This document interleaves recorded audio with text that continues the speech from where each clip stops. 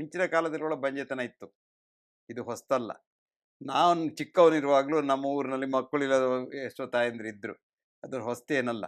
ಇವಾಗ ಏನಾಗಿದೆ, ಜನಸಂಖ್ಯೆ ಹೆಚ್ಚಾಗಿದೆ. ಜನಸಂಖ್ಯೆ ಹೆಚ್ಚಾದ್ರಿಂದ ಸಂಖ್ಯೆ ಹೆಚ್ಚಾಗ್ತದೆ. ಅದು ಮಾತ್ರ ಅಲ್ಲ, ಈಗ ಇದನ್ನೆಲ್ಲ ನಾವು ಟೆಲಿವಿಷನ್ನಲ್ಲಿ ತರ್ತೇವೆ, ಅದರ ವಿಷಯ ಅಡ್ವರ್ಟೈಸ್ಮೆಂಟ್ ಮಾಡ್ತೇವೆ, ಅದರ ವಿಷಯ ಮಾತಾಡ್ತೇವೆ, ಅದನ್ನೆಲ್ಲ ಒಂದು ವ್ಯಾಪಾರವಾಗಿ ಪರಿವರ್ತಿಸಿದ್ದೇವೆ. ಇದರಿಂದ ಇದು ಎದ್ದು ತೋರ್ತದೆ. ಈಗ ಎಲ್ಲಿವರೆಗೆ ಆಗಿದೆ ಅಂದರೆ, ನೀವು ರಸ್ತೆಯಲ್ಲೆಲ್ಲ ಹೋದರೆ ಅಲ್ಲಿ ದೊಡ್ಡ ಚಿತ್ರ ಹಾಕ್ತಾರೆ, ಮಗು ಆಗಬೇಕಾದ್ರೆ ಇಲ್ಲಿ ಬನ್ನಿ, ಇನ್ಫರ್ಟಿಲಿಟಿ ಸೆಂಟರ್ ಅಂತ.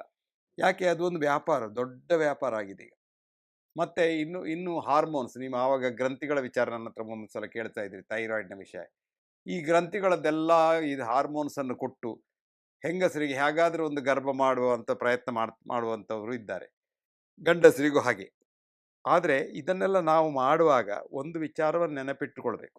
ಏನು ಅಂದರೆ, ವಿಜ್ಞಾನ ಅಂದರೆ ಏನು? ಈಗ ನಾವು ಇದನ್ನೆಲ್ಲ ಮಾಡೋದು ಒಂದು ವಿಜ್ಞಾನದ ಹೆಸರಿನಲ್ಲಿ. ವಿಜ್ಞಾನ ಅಂತ ಹೇಳ್ತೇವೆ, ಇದು scientific method of doing it ಅಂತ.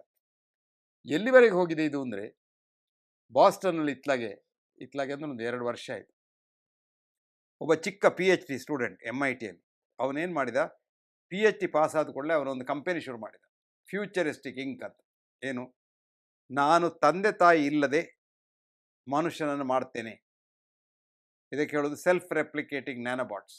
ಇನ್ನು ತಂದೆ ತಾಯಿ ಬೇಡ, ನೀವು ಬಂದು ಆರ್ಡರ್ ಕೊಡ್ಬೋದು, ನನಗೊಂದು ಇಂಥ ಮಗು ಆಗಬೇಕು, ಆ ಮಗು ರಾವಣನಾಗಿರಬೇಕು ಅಥವಾ ರಾಮನಾಗಿರಬೇಕು ಅಂತ ಹೇಳಿದರೆ ನಾನು ಅದನ್ನು ಮಾಡಿಕೊಡ್ತೇನೆ, ಸೆಲ್ಫ್ ರೆಪ್ಲಿಕೇಟಿಂಗ್ ನ್ಯಾನೋಬಾಟ್ಸ್ ಅಂತ ಮಾಡಿದೆ. ಅದಕ್ಕೆ ಈ ಕಂಪೆನಿಯನ್ನು ಅವನು ಶುರು ಮಾಡಿದ 3 ತಿಂಗಳಲ್ಲಿ ಅವನಿಗೆ ಸಾಧಾರಣ 100 ಬಿಲಿಯನ್ ಹಣ ಒಟ್ಟಾಯಿತು, ವೆಂಚರ್ ಕ್ಯಾಪಿಟಲಿಸ್ಟ್. ಅಂದರೆ ಇದು ದೊಡ್ಡ ವ್ಯಾಪಾರ.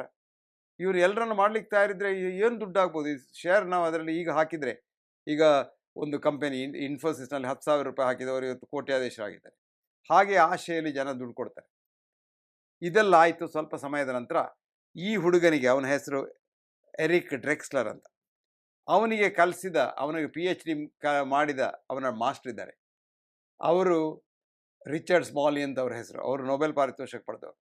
ಅವ್ರು ಹೇಳಿದರು, ಈ ಹುಡುಗ ಇನ್ನು ಮೋಸ ಮಾಡ್ತಾ ಇದ್ದಾನೆ ಲೋಕಕ್ಕೆ, ಇದನ್ನು ನಾನು ಲೋಕಕ್ಕೆ ಸತ್ಯ ತಿಳಿಸ್ಬೇಕು ಅಂತ ಅವರೊಂದು ಬಾಸ್ಟನ್ ಗ್ಲೋಬ್ನಲ್ಲಿ ಒಂದು ಪತ್ರ ಬರೆದರು. ಏನು ಅಂದರೆ, ಇದು ಮಾಡಲಿಕ್ಕೆ ಸಾಧ್ಯ ಇಲ್ಲ, ನ್ಯಾನೋಬಾಟ್ ಬಿಡಿ, ಒಂದು DNA ಮಾಡಲಿಕ್ಕೆ ನಮ್ಮಿಂದ ಶಕ್ತಿ ಇಲ್ಲ. ಯಾಕೆಂದರೆ DNA ಇದೆಲ್ಲ ಖಾಲಿ ಲೋಕದಲ್ಲೇ ಆಗೋದು, ನಿಸರ್ಗದಲ್ಲಿ ಆಗೋದು ವಿನಃ ನಮ್ಮಿಂದ ಮಾಡಲಿಕ್ಕೆ ಸಾಧ್ಯ ಇಲ್ಲ. ಸೊ ನಿಸರ್ಗದಲ್ಲಿ ಇದು ನ್ಯಾನೋಬಾಟ್ಸ್ ಮಾಡಲಿಕ್ಕೆ ಆಗೋದಿಲ್ಲ, ಹಾಗಾಗಿ ನೀವು ನಿಮ್ಮ ದುಡ್ಡು ಹಾಳು ಮಾಡಬೇಡಿ ಅಂತ. ಕಂಪೆನಿ ಮುಗೀತು. ಕಂಪೆನಿ ಮುಗಿದ್ರೆ ಏನಂತೆ, ಇವನಿಗೆ ಜೀವಮಾನಕ್ಕಲ್ಲ, ಇನ್ನು 2-3 ಜೀವಮಾನಕ್ಕೆ ಬೇಕಾದಷ್ಟು ಹಣ ಮಾಡಿದ್ದಾನೆ. ನೋಡಿ, ಇದು ವ್ಯಾಪಾರ. ಹಾಗೆ ಈಗ ಅಣಬೆಗಳಂತೆ ಈ ಫರ್ಟಿಲಿಟಿ ಸೆಂಟರ್ಸ್ ಹುಟ್ಟುತ್ತಾ ಇವೆ. ಯಾಕೆಂದರೆ ಅವರು ಹೋಗಿ ಇದನ್ನು ಅಡ್ವರ್ಟೈಸ್ ಮಾಡ್ತಾರೆ ಪೇಪರ್ನಲ್ಲಿ. ಆದಿತ್ಯವಾರದ ಒಂದು ದೈನಿಕದಲ್ಲಿ ಒಂದು ದೊಡ್ಡ ಅಡ್ವರ್ಟೈಸ್ಮೆಂಟ್ ಹಾಕ್ತಾರೆ, ಇಲ್ಲಿ ಈಗ ಬಂದ್ದಾರೆ ಡಾಕ್ಟರು, ಅವ್ರು ಹಾಗೆ ಮಾಡ್ತಾರೆ, ಹೀಗೆ ಮಾಡ್ತಾರೆ, ಮಕ್ಕಳು. ಇದು ಅಡ್ವರ್ಟೈಸ್ಮೆಂಟ್ ಆಯಿತಾ, ಎಲ್ರಿಗೊಂದು ಗೊತ್ತಾಯಿತು ಒಂದೀಗ. ಸೊ ಜನರಿಗೆ ಈಗ ಒಂದು ಅವೇರ್ನೆಸ್ ಬಂದಿದೆ. ಆದ್ದರಿಂದ ನೀವು ಎಣಿಸ್ತೀರಿ, ಈಗ ನೀವೊಂದು ಪ್ರಶ್ನೆ ಕೇಳಿದ್ದೀರಿ ನನಗೆ, ಇದು ಈಗ ಹೆಚ್ಚಾಗಿದೆ, ಈಗ ನಾವು ಭಾಳ ಕಷ್ಟ ಆಗಿದೆ, 4 ಡಾಕ್ಟ್ರಲ್ಲಿ ಹೋಗಿ ತಟ್ಟಬೇಕು, ಇಂಥದ್ದು ಏನೂ ಆಗಲಿಲ್ಲ, ಈ ಲೋಕದಲ್ಲಿ ಏನೂ ಬದಲಾವಣೆ ಆಗಲಿಲ್ಲ. ಅದು ಒಂದು. ಎರಡನೇದು ಹೇಳ್ತೇನೆ ನಾನು, ಯಾವಾಗ ನಾವು ನಿಸರ್ಗಕ್ಕೆ ವಿರುದ್ಧವಾಗಿ ಹೋಗ್ತೇವ, ನಿಸರ್ಗ ನಮಗೆ ಪಾಠ ಕಲಿಸ್ತದೆ. ಈ ಹೆಂಗಸರಿಗೆ ಬಂಜೆತನ ಹೋಗಬೇಕು ಅಥವಾ ಗಂಡಸರಿಗೆ ಹಾರ್ಮೋನ್ಸ್ ಕೊಟ್ಟರೆ, ಹಾರ್ಮೋನ್ ಸೈಕಲ್ ಕೊಡ್ತೇವೆ ನಾವು, ಸೈಕಲ್ ಕೊಟ್ಟು ಇದನ್ನು ಮಾಡಿ ಸರಿ ಮಾಡಿಸೋದು.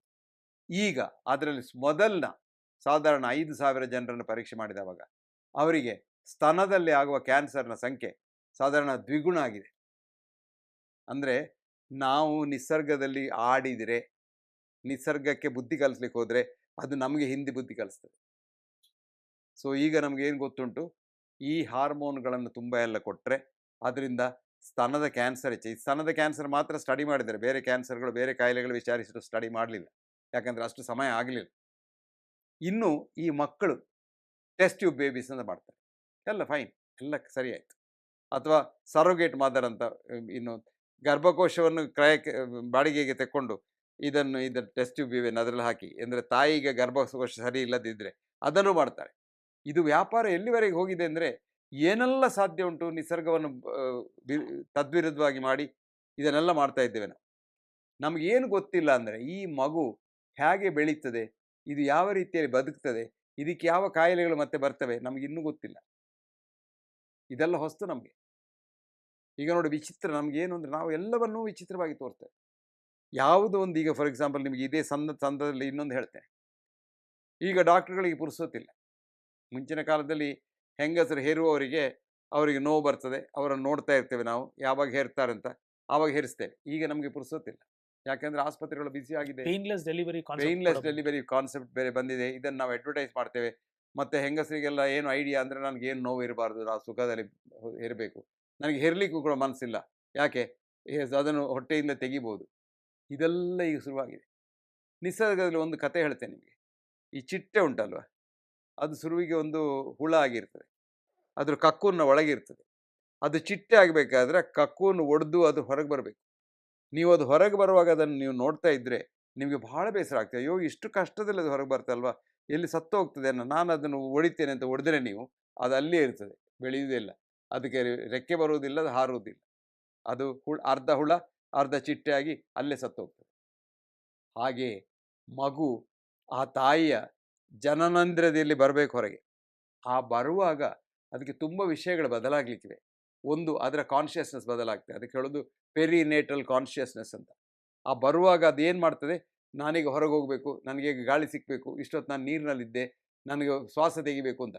ಆ ಸ್ಟೇಜಿನಲ್ಲಿ ಏನಾದರೂ ನೀವು ಯಾಕಾದರೂ ಅದನ್ನು ಅರ್ಜೆಂಟ್ ಮಾಡಿದರೆ ಅಥವಾ ಡಿಲೇ ಮಾಡಿದರೆ ಜೀವನದಲ್ಲಿ ಮತ್ತೆ ಉಬ್ಬಸ ಇಂಥ ಕಾಯಿಲೆಗಳೆಲ್ಲ ಬರ್ತವೆ. ಹಾಗೆಯೇ ಅದು ಸರಿಯಾಗಿ ಆ ಗರ್ಭಕೋಶದ ಜನನೇಂದ್ರಿಯದಲ್ಲಿ ಹೊರಗೆ ಬರದಿದ್ದರೆ ಅದಕ್ಕೆ ಬೇಕಾದಂಥ ಕ್ರಿಮಿಗಳು ಸಿಕ್ಕುವುದಿಲ್ಲ.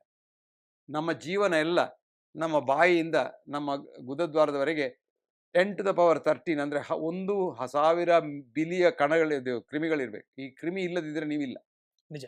ಈ ಕ್ರಿಮಿಗಳೇ ನಮ್ಮ ಇಮ್ಯೂನ್ ಸಿಸ್ಟಮ್, ನಮ್ಮ ರೋಗ ನಿರೋಧಕ ಶಕ್ತಿಯನ್ನು ನೋಡಿಕೊಳ್ಳೋದು. ಇದನ್ನು ಯಾವುದು ಸರಿ ಇಲ್ಲದಿದ್ದರೆ ರೋಗ ನಿರೋಧಕ ಶಕ್ತಿ ಸರಿ ಇರುವುದಿಲ್ಲ. ಡಾಕ್ಟರ್, ಒಂದು ಪುಟ್ಟ ಬ್ರೇಕ್ ತಗೊಳ್ಳೋಣ, ಮತ್ತೆ ಕಾರ್ಯಕ್ರಮ ಮುಂದುವರಿಸೋಣ.